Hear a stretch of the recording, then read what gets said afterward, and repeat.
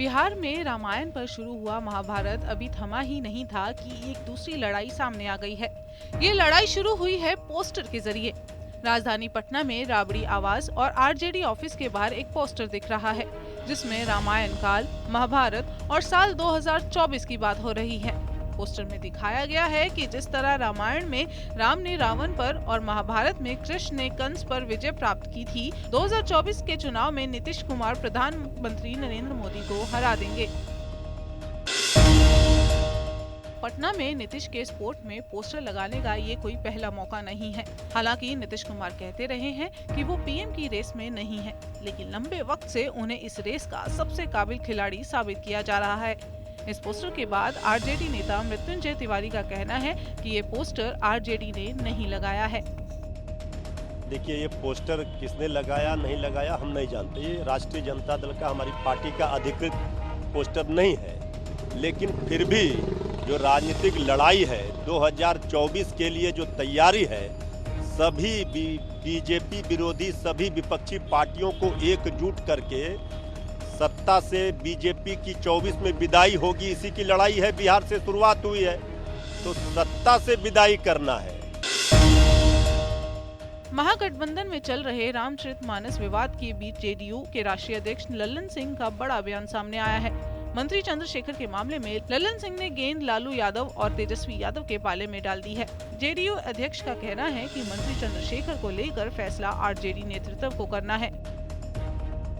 देखिए, बिहार के शिक्षा मंत्री जी ने जो बयान दिया वो राष्ट्रीय जनता दल के नेतृत्व को निर्णय लेना है, और राष्ट्रीय जनता दल का जो नेतृत्व है वो उसके लिए सक्षम है, वो उस पर निर्णय लेंगे। लेकिन जहां तक जनता दल यूनाइटेड का सवाल है, जनता दल यूनाइटेड का स्पष्ट मत है कि हम सभी धर्म के लोगों का सम्मान करते हैं, सभी धर्मों को मानने वाले लोगों का सम्मान करते हैं, और सभी धर्मों के जो धर्म ग्रंथ हैं उसका सम्मान करते हैं। जेडीयू संसदीय बोर्ड के अध्यक्ष उपेंद्र कुशवाहा ने रामचरितमानस के विवाद पर कहा है, अभी कार्रवाई होनी चाहिए, फैसला आरजेडी को लेना है। हमें तो लगातार बोल रहे हैं कि पार्टी कमजोर हो रही है। देखिए, हम तो लगातार बोल रहे हैं कि पार्टी कमजोर हो रही है, और स्वाभाविक रूप से जब पार्टी कमजोर हो रही है तो पार्टी से जुड़ा हुआ कोई भी व्यक्ति है उसके मन में चिंता होगी। तो उसी चिंता को कभी कभी हम व्यक्त करते हैं, और मकसद उसके पीछे यही होता है कि इस पर पार्टी ध्यान दे, ताकि आगे इस तरह की जो कमी है, गड़बड़ी है, उसकी भरपाई हम लोग कर पाएं। पटना में चंद्रशेखर के बयान के खिलाफ जेडीयू के नेताओं ने भी हाथों में रामचरितमानस उठा ली है। जेडीयू नेता नीरज कुमार ने शिक्षा मंत्री चंद्रशेखर के बयान की आलोचना करते हुए कहा कि संविधान पर हमारी साझी संस्कृति में भगवान राम का चित्र है। हम लोहिया की विचारधारा को मानने वाले हैं, और वो रामायण मेले के पक्षधर थे। प्रभु मूरत तिन देखी तिन तैसी, भगवान राम के प्रति आराधना के लिए राष्ट्रपिता महात्मा गांधी के मुख से निकलता हे राम। डॉक्टर भीमराव अंबेडकर जो देश के संविधान निर्माता थे, संविधान पर हमारी साझी संस्कृति में भगवान राम का चित्र उकेरा हुआ है, और साथ ही साथ डॉक्टर राम मनोहर लोहिया जिनकी विचारधारा हम मानते हैं, वो हमारे रामायण मेला के पक्षधर थे। अब कौन क्या बोलते हैं उनसे ज्यादा ज्ञान हमको नहीं है। आरजेडी नेता द्वारा रामचरितमानस पर दिए गए विवादास्पद बयानों के खिलाफ जेडीयू खुलकर विरोध कर रही है, जिसको लेकर भाजपा सांसद सुशील मोदी ने कहा कि ये हिंदू विरोधी, राम विरोधी सरकार है। ये लोग विरोध का नाटक कर रहे हैं। अभी तक शिक्षा मंत्री पर कार्रवाई क्यों नहीं की गई? कहाँ अलग खड़े हैं? तो एक साथ खड़े हैं, एक ही गठबंधन में, एक ही सरकार में है। अगर अलग खड़े होते तो कार्रवाई करते ना, कार्रवाई क्यों नहीं हुई?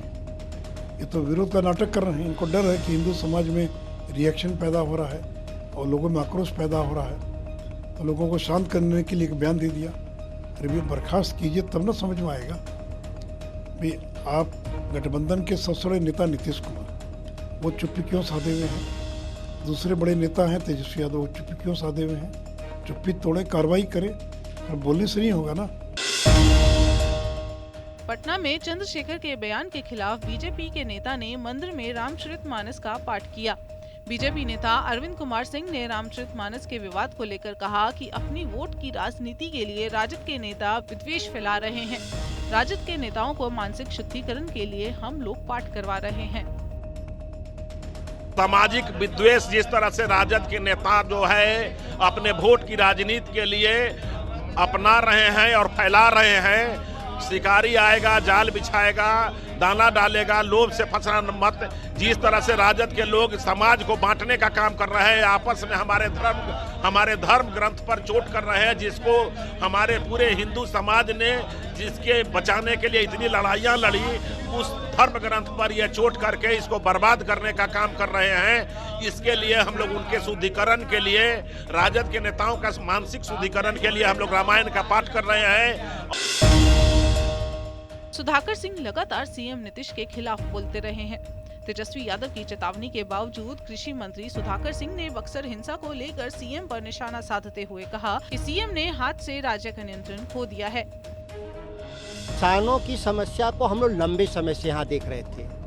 हम लोग को अनुमान था कि भारत सरकार और बिहार सरकार किसानों के साथ नरमी से पेश आएगी और इसका समाधान निकाल लेगी, लेकिन देश के धन्ना सेठों के दबाव में जिस तरह से किसानों पर रात को 12 बजे घर में घुसकर लाठी चलाया गया, यह कानून का उल्लंघन है और इसकी न्यायिक जांच होनी चाहिए और कड़ी कार्रवाई करना चाहिए। जिला प्रशासन के लोग जो इसमें पूरी कार्रवाई में शामिल हैं, मैं नहीं मानता कि अकेले दरोगा की हैसियत है कि वो जाकर गांव में लाठी चला दे। इसमें एसपी और कलेक्टर का कहीं न कहीं 100% मिलीभगत, और हम लोग केवल जन आंदोलन के जरिए नहीं, हम न्यायिक कटघरे में लेकर भी जाएंगे और हाईकोर्ट तक लेकर पूरे किसानों की लड़ाई को लड़ेंगे। इसमें